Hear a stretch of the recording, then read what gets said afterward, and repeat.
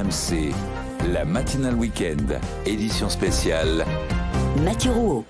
Bienvenue, vous êtes sur RMC, notre édition spéciale se poursuit dans la matinale week-end. Encore un samedi marqué par la guerre en Ukraine. Dans une demi-heure, la riposte en question. Quels sont les leviers des Occidentaux? Est-ce qu'on peut se passer d'une intervention militaire? Est-ce qu'il faut agir aussi sur les terrains cyber, les attaques informatiques? Nous serons avec un expert en cyberguerre et un enseignant-chercheur au Centre d'Histoire de Sciences Po, spécialiste des questions européennes.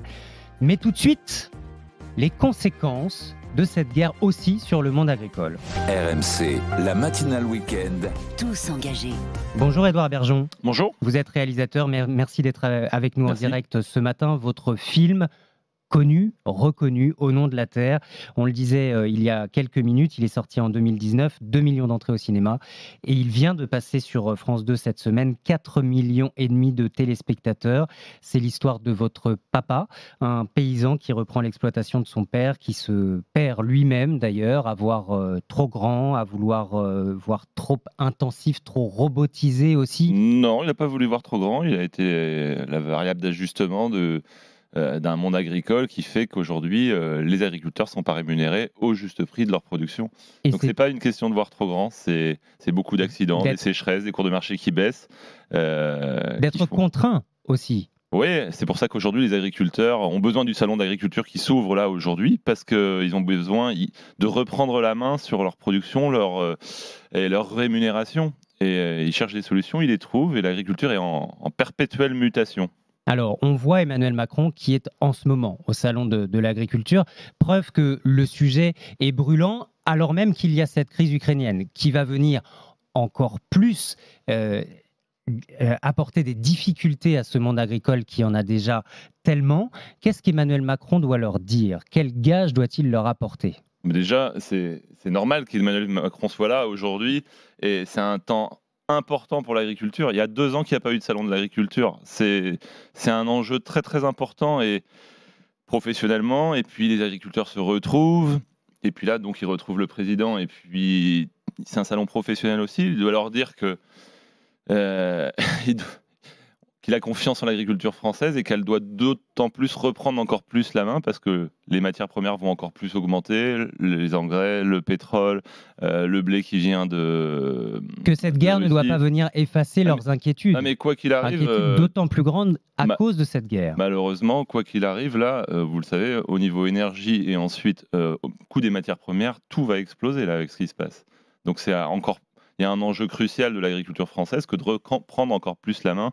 Et pour ça, on compte sur la nouvelle génération qui doit arriver, quoi. Édouard Bergeon, Au nom de la terre, c'est donc votre film. C'est aussi une chaîne de télévision que vous venez de lancer, c'est avec le même nom. Au nom de la terre TV. Eh ben, c'est une boîte à outils, parce qu'on a un problème de faire savoir nos savoir-faire, justement. Il faut créer des vocations. D'ici moins de 10 ans, la moitié des chefs d'exploitation vont partir à la retraite. Donc j'ai monté moi une première chaîne il y a 1 an et demi après mon film qui s'appelait Cultivons-nous TV. Il y a eu une première aventure. Et là, je fais grandir la chose en étant chez moi et en appelant cette chaîne maintenant, la rebaptisant Au nom de la terre TV. On y voit des documentaires sur l'agriculture, sur ce qu'on mange, notre assiette, la ruralité, ce qu'on boit, le savoir-être, le savoir-vivre, sans donner les bons ou les mauvais points, mais en expliquant. C'est à l'adresse du consommateur, mais aussi peut-être du futur agriculteur, créer des vocations. Mais même, je ne sais pas si vous avez des enfants, mais à un moment donné, on ne sait plus en fait. Il y a un fossé entre la ruralité et la ville. Mon film a fait 2 millions d'entrées, vous le disiez, seulement 115 000 à Paris. Mais Édouard Bergeon, pas forcément entre la ruralité et la ville. À la campagne aujourd'hui, qui a envie de devenir agriculteur ? Quand on n'est pas d'une famille. Là, regardez, il y a Juliette qui est à côté de moi qui prend des photos. Elle est fille d'agriculteur. Elle est de l'Anjou. Fille d'agriculteur. Et il y a il y a aussi il y a tous les jeunes qui sont hors cadre familial qui reviennent, les néo-ruraux, qui amènent du sang neuf. Alors, ça reste un boulot difficile, l'agriculture. Il y a des droits, il y a des devoirs, et puis la terre est basse, mais heureusement qu'il y a cette vivacité-là. Les lycées agricoles font le plein, hein.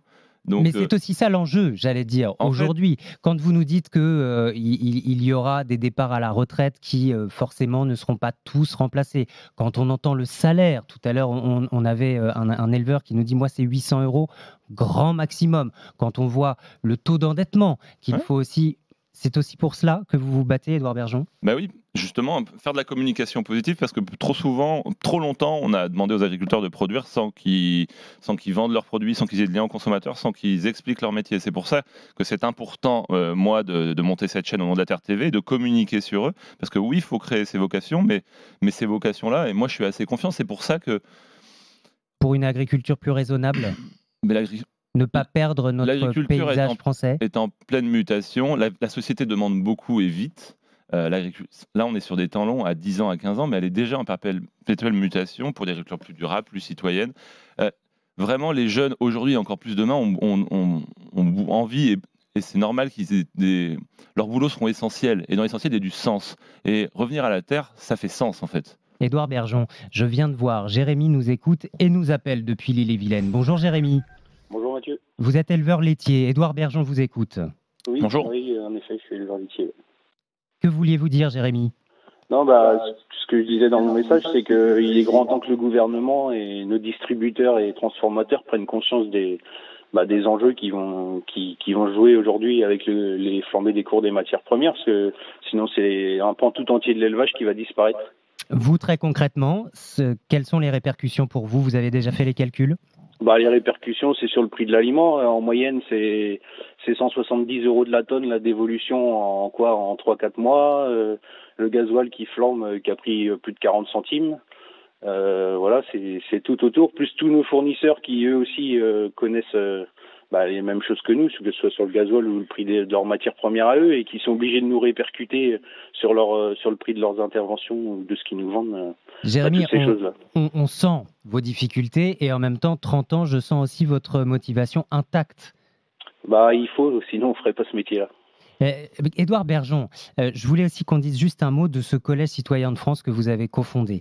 Parce que le but, là, c'est aussi c'est une sorte de l'ENA de la ruralité ou de la société civile. Du terrain de la société civile, oui. Pour que nos dirigeants viennent directement du terrain et imaginent des mesures et des propositions un peu plus concrètes. Oui, c'est ça. Pour répondre, par exemple, aux besoins de Jérémy.